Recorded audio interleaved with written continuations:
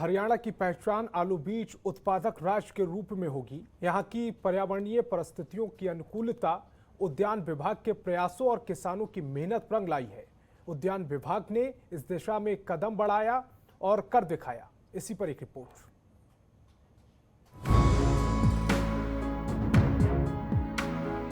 मिट्टी में तो आलू उगते आपने देखा ही होगा, लेकिन हरियाणा में अब हवा में आलू उगेंगे और पैदावार भी करीब 10 से 12 गुना ज्यादा होगी। हरियाणा के करनाल जिले में स्थित आलू प्रौद्योगिकी केंद्र में इस तकनीक पर काम पूरा कर लिया गया है। इस तकनीक का नाम है एरोपोनिक, जिसमें जमीन की मदद लिए बिना हवा में ही फसल उगाई जा सकेगी। इसके तहत बड़े बड़े बॉक्स में आलू के पौधों को लटका दिया जाता है, जिसमें जरूरत के हिसाब से पानी और पोषक तत्व डाले जाते हैं। ये जो तकनीक है एरोपोनिक्स की, ये नवीनतम तकनीक है आलू उत्पादन की। और इस तकनीक में जो आलू का बहुत ही अच्छी गुणवत्ता का बीज तैयार किया जाता है। ये तकनीक एक तरह से अनूठी है अपने आप में, क्योंकि इसमें आप देखेंगे कि आलू को हवा में उगाया जा रहा है। और इसके लिए एक जो सेटअप होता है उसमें हम जितने भी आलू के लिए जो न्यूट्रिएंट्स की आवश्यकता है वो सारे न्यूट्रिएंट्स प्रोवाइड करते हैं, जिसमें मैक्रोन्यूट्रिएंट्स और माइक्रोन्यूट्रिएंट्स दोनों होते हैं। और इनको हम पानी के साथ हम इन न्यूट्रिएंट्स को प्रोवाइड करते हैं। और इनमें आप स्ट्रक्चर में अगर देखेंगे तो इसमें नीचे पाइप्स लगी होती हैं, उसमें नोज़ल्स हैं और उन नोज़ल्स के थ्रू मिस्टिंग से ये सारे न्यूट्रिएंट्स आलू की जो रूट्स हैं वो एब्जॉर्ब करती हैं। उसके बाद इसमें जो कुछ जो आलू की पैदावार है वो प्रति पौधे आलू की पैदावार 5 से 6 गुना ज़्यादा रहती है जो ट्रेडिशनल खेती है उससे। आलू का बीज उत्पादन करने के लिए आमतौर पर ग्रीन हाउस तकनीक का इस्तेमाल किया जाता था, जिसमें पैदावार काफी कम आती थी। एक पौधे से 5 छोटे आलू निकलते थे, जिन्हें किसान खेत में रोपित करता था।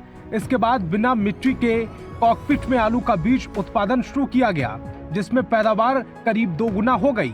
और अब इसके बाद एक कदम और आगे बढ़ते हुए एरोपोनिक तकनीक से आलू उत्पादन किया जा रहा है। एरोपोनिक तकनीक सर, ये एरोपोनिक जैसे इसके नाम से ही पता चलता है कि एरोपोनिक तकनीक मतलब ये हवा में आलू। इसकी जो रूट होती है वो हवा में ही इसमें मिनी ट्यूबर तैयार किए जाते हैं। जैसे ये हमारा एक ग्रो बॉक्स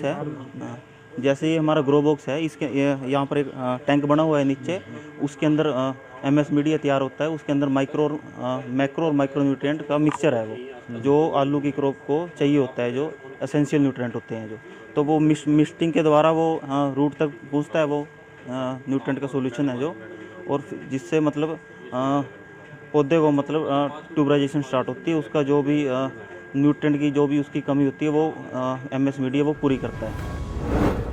आखिर क्या है एरोपोनिक तकनीक? इस तकनीक में मिट्टी की जरूरत नहीं पड़ती। बड़े बड़े प्लास्टिक और थर्माकोल के बॉक्स में आलू के माइक्रो प्लांट डाले जाते हैं। उन्हें समय समय पर पोषक तत्व दिए जाते हैं, जिससे जड़ों का विकास होता है। जड़ें बढ़ने लगती हैं तो उसमें आलू के छोटे छोटे ट्यूबर बनने शुरू हो जाते हैं। इस तकनीक से पैदा हुए बीज में किसी तरह की बीमारी नहीं होती। सभी न्यूट्रिएंट आलू को दिए जाते हैं, जिससे उसकी गुणवत्ता भी काफी अच्छी होती है। ज्यादा पैदावार होने से किसानों को फायदा होता है। जिस तरह से विज्ञान ने हवा में उगने वाले आलू का आविष्कार कर लिया है, अब वो दिन दूर नहीं जब मिट्टी के भीतर उगने वाली और भी फसलें बैलों पर उगती नजर आएंगी। और इसमें कोई अचरज भी नहीं होना चाहिए। ब्यूरो रिपोर्ट, जनतंत्र टीवी। और हरियाणा के करनाल में स्वास्थ्य विभाग ने बड़ी कार्रवाई की है। स्वास्थ्य विभाग की टीम ने कार्रवाई कर लिंग जांच में संलिप्त एक गिरोह के 3 लोगों को गिरफ्तार किया है, जिनके पास से स्वास्थ्य विभाग को 35,000 नगद कैश भी बरामद हुआ है, जिसके बाद तीनों आरोपियों के खिलाफ कानूनी कार्रवाई की जा रही है।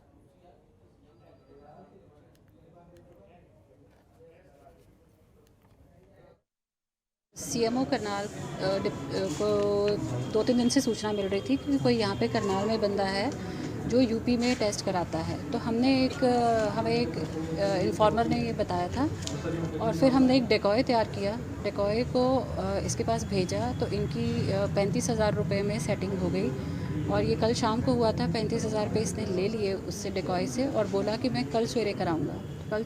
कल शाम को भी हमारी टीम्स तैयार थी और आज सुबह से भी 5 बजे से हमारी सारी टीम्स तैयार थी कि ये नहीं पता था कि कितने बजे कराना है, कहाँ कराना है। तो 6:30 पौने 7 बजे इसका डेकॉय को फ़ोन आता है कि मैं यहाँ पे गवर्नमेंट कॉलेज के बाहर मिलूँगा और 2 लोग थे, ये हमारा डेकॉय और उसके साथ ये दोनों वहाँ पे इसको गवर्नमेंट कॉलेज में मिले। एक यूपी से गाड़ी आई है जिसका नंबर भी है हमारे पास, उस यॉन गाड़ी थी और वहाँ पे इन दोनों को बिठा के ये भीड़ की तरफ ले गए पहले।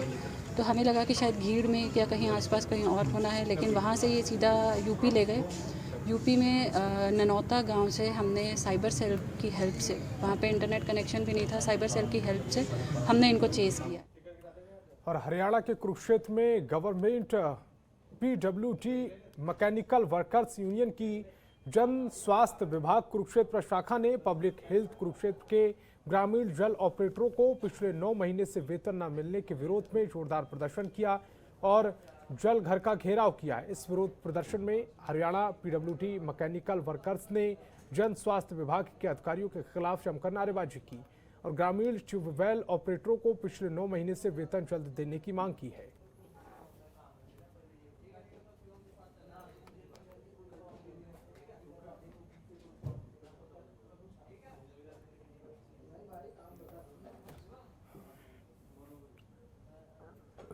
चंडीगढ़ में चल रही 32 किसान संगठनों की बैठक खत्म हो गई। बैठक में किसान संगठनों ने यह तय किया है कि कल सीएम चन्नी के साथ होने वाली बैठक में किन किन मुद्दों पर चर्चा की जाएगी। आपको बता दें कि किसानों की मुख्य मांगे पूर्ण कर्ज माफी, किसानों पर दर्ज हुए केस वापस लेना और आंदोलन में मृत किसानों के परिजनों को मुआवजा देना है।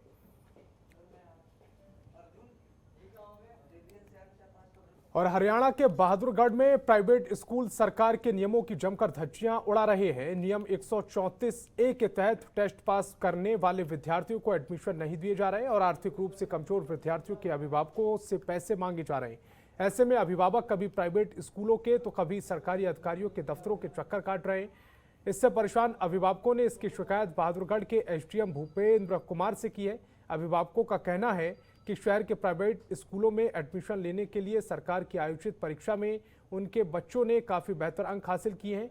इसके बाद सरकार ने उनके बच्चों को एडमिशन देने के लिए स्कूल भी अलॉट किए, लेकिन जब वे प्राइवेट स्कूलों में एडमिशन दिलवाने के लिए बच्चों के साथ गए तो प्राइवेट स्कूल संचालकों ने उनके बच्चों का एडमिशन करने से साफ मना कर दिया है। इतना ही नहीं, स्कूल संचालकों ने उनसे नाजायज फीस मांगी, जिस पर एक्शन लेते हुए SDM ने ब्लॉक एजुकेशन ऑफिसर को बहादुरगढ़ उपखंड के सभी 150 स्कूलों के प्रिंसिपल से मीटिंग करने के लिए आदेश जारी किए हैं।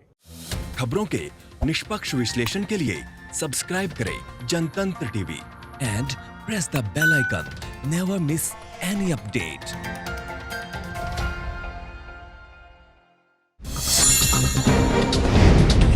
डाउनलोड कीजिए जनतंत्र टीवी ऐप को, जो कि अवेलेबल है गूगल प्ले और ऐप स्टोर पर। अधिक जानकारी के लिए अभी डाउनलोड करें।